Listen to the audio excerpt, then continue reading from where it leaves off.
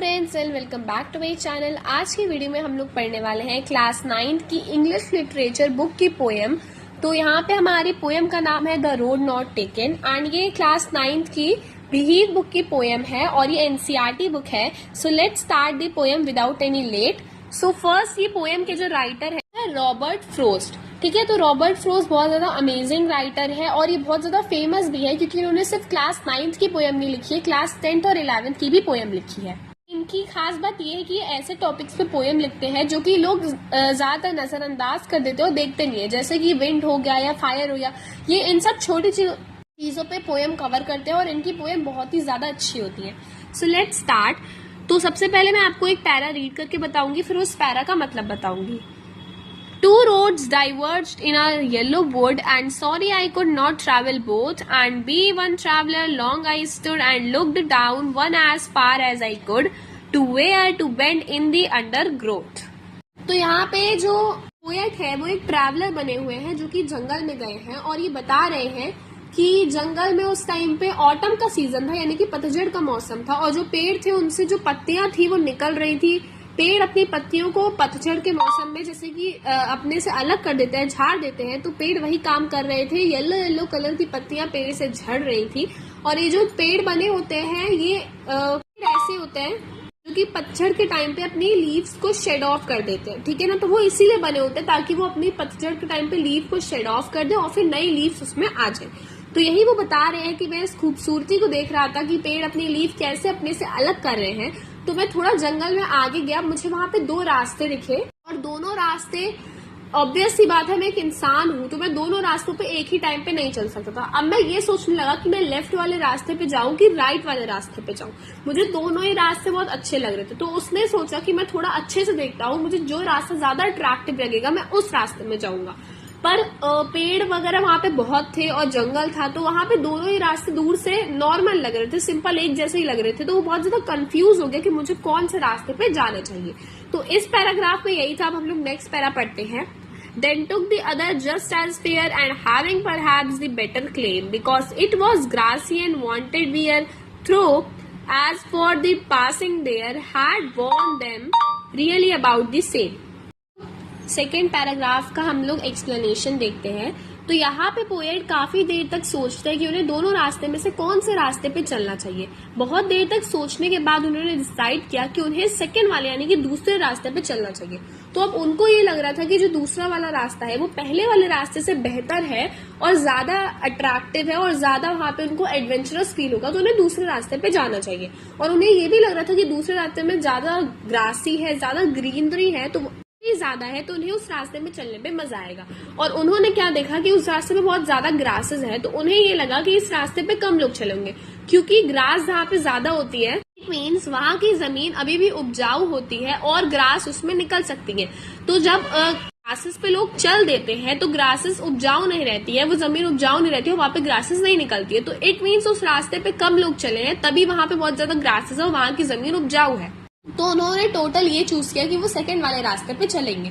तो वो दूसरे रास्ते पे चल रहे होते हैं तो उनको वहां से पहला वाला रास्ता भी दिख रहा होता है। तो पहला वाला रास्ता उनको दिख रहा होता है और उन्होंने ये नोटिस किया कि वो एक तरीके से सेम ही है दोनों रास्ते। पहले वाले रास्ते की भी जमीन जो है वो ग्रासी है, थोड़ी बहुत उपजाऊ है और थोड़े कुचली भी हुई है जमीन, और इस रास्ते की भी वैसी है। तो उन्हें बाद में रियलाइज होता है जब वो दूसरे रास्ते पे चल रहे होते हैं कि दोनों रास्ते सेम ही है, तो मैं पहले वाले पे भी तो जा सकता था, दोनों सेम ही है।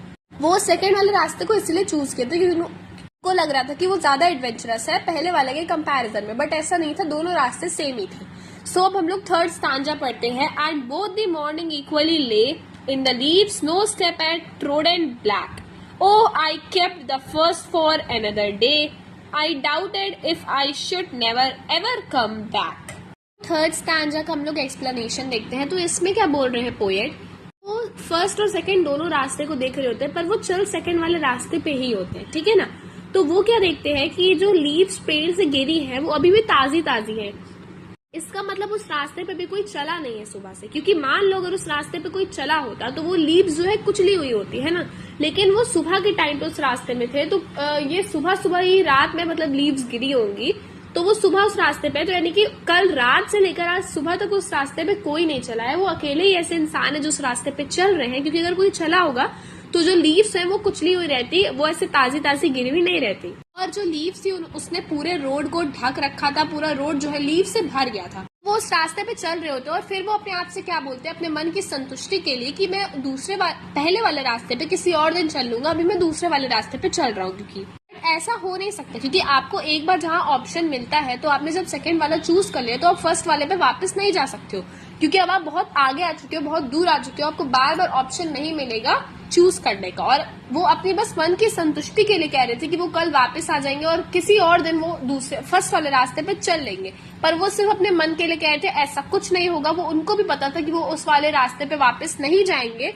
कि उन्होंने सेकेंड वाले रास्ते पे जाने का डिसीजन ले चुका था और अब वो बहुत आगे है, तो वो पीछे वैसे भी नहीं जा सकते हैं, तो वो अपने डिसीजन से मुकर भी नहीं सकते हैं, तो उनको सेकेंड वाले रास्ते पे ही चलना होगा।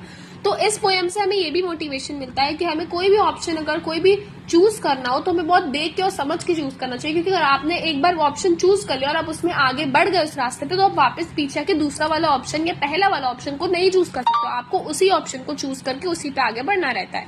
थर्ड स्टैंजा कंप्लीट हो गया। फोर्थ और लास्ट स्टैंजा देखते हैं। I shall be telling this with a sigh somewhere ages and ages hence two roads diverge in a wood and I took the one less traveled by and that has made all the difference. Last stanza का explanation बहुत ज्यादा easy है। ये सोचते हैं कि अगर मैं आगे किसी को ये कहानी बताऊंगा अपनी, या तो फिर मान लो मैं अपने बच्चे को ही बताता हूँ, तो मैं तो बोलूंगा कि मैं आराम से बताऊंगा कि मैं एक जंगल में चल रहा था और मैंने 2 रास्ते देखे और मैंने सेकेंड वाला रास्ता चुना जिसपे कि कम लोग चले थे। मैंने सेकेंड वाला रास्ता चुना जिसपे कम लोग चले थे, तो मुझे बाकी लोगों से उस रास्ते ने अलग बनाया, क्योंकि मैं ही ऐसा अकेला था या ऐसे बहुत कम ही लोग होंगे जो उस रास्ते पे चले थे। सच तो ये है कि दोनों रास्ते ही एक जैसे थे, है ना, पर हम लेकिन वो अपनी लाइफ में मतलब अपने डिसीजन को थोड़ा ड्रामा डाल के बता रहा था कि दोनों रास्ते में से दूसरा वाला मैंने चूज किया और मेरा दिमाग देखो, जो मैंने दूसरा वाला चूज किया वो ज्यादा अच्छा था। मतलब वो अपनी तारीफ करते हुए बताएंगे कि मैंने दूसरा वाला चूज किया और देखो मेरा डिसीजन कितना अच्छा था, दूसरा वाला रास्ता ज्यादा मजेदार था, वहां पे कम लोग चले थे और मुझे बहुत ज्यादा ग्रीनरी देखने को मिली, जबकि पहला वाला भी सेम ही था। लेकिन वो अपनी चॉइस पे रिग्रेट ना करे, इसलिए वो बता रहे थे कि दूसरा वाला ज्यादा अच्छा था। से हमारी पोएम खत्म होती है। अब आप सोचेंगे इस पोएम का मोटिवेशन क्या है, तो इस पोएम से हमें ये मोटिवेशन मिलता है कि लाइफ में काफी बार ऐसा होगा कि काफी बार ऐसा मोड आएगा कि आपको टफ डिसीजन लेने पड़ेंगे, टफ फैसले लेने पड़ेंगे, 2 ऑप्शन मिलेंगे, उसमें से आपको एक चूज करना पड़ेगा। तो आप बहुत ज्यादा सोच समझ के चूज करिएगा कि आपको कौन सा ऑप्शन चूज करना है, ताकि बाद में ना आपको रिग्रेट हो कि आपने ऐसा चूज किया, और ना ही आपको किसी को ड्रामा दिखा के या मसाला डाल के बताना पड़े कि आपने जो चूज किया वो सही चूज किया, जबकि आप अंदर से मन में जानते हैं कि आपने सही नहीं चूज किया। दूसरा कंपैरिजन में जो पहला वाला ऑप्शन था दूसरे कंपैरिजन में ज्यादा अच्छा था, पर आपने जो है दूसरा वाला चूज कर लिया। आपको किसी को नाटक करके दिखाने की जरूरत भी नहीं है कि बाद में भले ही आपको रिग्रेट है, पर आप नाटक करके दिखा रहे हो कि आपने जो है अपना डिसीजन सही लिया था, जबकि आप अंदर से जानते हो कि आपने जो डिसीजन लिया है वो गलत है। ठीक है ना, तो सीधी सी बात है, आप ऑप्शन जो भी अगर आपको अपनी लाइफ में कभी भी 2 ऑप्शन मिले, आपको बहुत सोच समझ के चूज करना चाहिए। तो हमारे इस पोएम में यही था। अगर आपको पोएम अच्छी लगी हो so like and subscribe my video. Thank you for watching.